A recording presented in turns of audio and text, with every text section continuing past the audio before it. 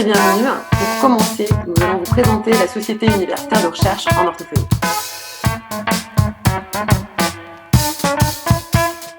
Donc de congrès en rencontre et de rencontre en congrès, nous nous sommes aperçus de l'intérêt de mettre en place une société universitaire de recherche que nous avons nommée SURO pour promouvoir la recherche en orthophonie.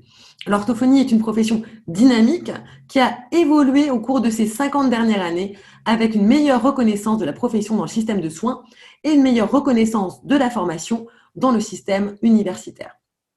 Depuis 2013, l'entrée dans les LMD avec un cursus de Grand Master a facilité l'accès des orthophonistes à la recherche avec notamment la possibilité de réaliser une thèse de doctorat. La formation en recherche en tant que clinicien passe par une formation à la recherche par la recherche. Ainsi, des UE recherche sont en place aux côtés des UE professionnels. Ces deux enseignements sont liés du fait de l'importance de la prise en compte des données de recherche au sein de la clinique. Des parcours recherche sont également mis en place. Ils permettent la poursuite en doctorat, mais permettent également d'obtenir les compétences nécessaires pour développer un protocole de recherche et diffuser ces travaux réalisés en hospitalier ou libéral. La SURO a l'objectif de créer une dynamique autour de la recherche clinique en s'interrogeant sur nos pratiques, les moyens de les mettre en place et de les diffuser. Vous avez compris, c'est un réel échange de pratiques entre étudiants, enseignants de toutes les disciplines et maîtres de stage impliqués dans ce master. Quelle est la spécificité de la recherche en orthophonie ? La recherche en orthophonie est une recherche de soignants, c'est-à-dire qu'elle a des visées, qu'elles soient immédiates ou à long terme, applicatives en direction des patients et de leurs proches. Elle est aussi caractérisée par l'interdisciplinarité qui donne l'opportunité aux orthophonistes de travailler avec des chercheurs issus de disciplines médicales, mais aussi de disciplines de sciences humaines et sociales. Et tous ces acteurs qui, notamment, enseignent dans nos centres de formation, sont bienvenus dans notre association, car nous sommes convaincus de l'enrichissement mutuel que nous avons à travailler ensemble. C'est aussi une opportunité pour les orthophonistes d'intégrer des équipes de recherche hospitalière ou des laboratoires de recherche au CNRS ou à l'INSERM par exemple. Enfin, la recherche en orthophonie, elle est au service du développement scientifique de la profession. La SURO a pour objectif le développement scientifique de la profession et la valorisation et le renforcement de la recherche en orthophonie.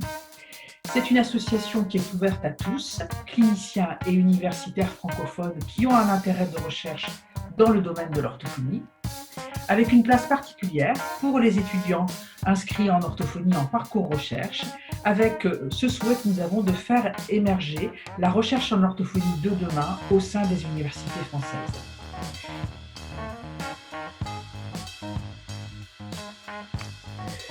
La SURO, c'est aussi un site internet et de nombreux contenus glanés ou créés par les membres de la SURO. Si vous recherchez un appel à projet ou un appel à bourse, la SURO répertorie pour vous les principaux appels en cours. L'annuaire permettra de favoriser les échanges et partenariats entre membres de la SURO. Nous mettons également un point d'honneur à valoriser les travaux universitaires des orthophonistes. Ainsi, les thèses soutenues dans le domaine de l'orthophonie ou les articles issus des meilleures mémoires d'orthophonie sont également disponibles sur le site. Dans le même esprit, une rubrique Revue de littérature aura pour objectif de présenter des synthèses de la littérature sur un sujet donné, synthèses qui sont réalisées par des étudiantes et étudiants en orthophonie lors de leur cursus. Régulièrement, nous mettrons en ligne des podcasts afin de vous présenter des parcours singuliers et des travaux de recherche d'orthophonistes ou de chercheurs, et également pour vous proposer des comptes rendus de conférences ou de colloques en lien avec l'orthophonie. Des tutoriels seront également régulièrement proposés dans le but de décrire de manière détaillée une méthodologie particulière ou un outil, aussi bien dans le domaine de la recherche que dans celui de la pédagogie en santé. La plateforme en ligne est en cours de construction. Son contenu est évolutif et sera enrichi au fur et à mesure de nouvelles rubriques et informations. Si vous souhaitez qu'un sujet soit abordé pour un tutoriel ou une lecture conseillée, n'hésitez pas à nous en faire part.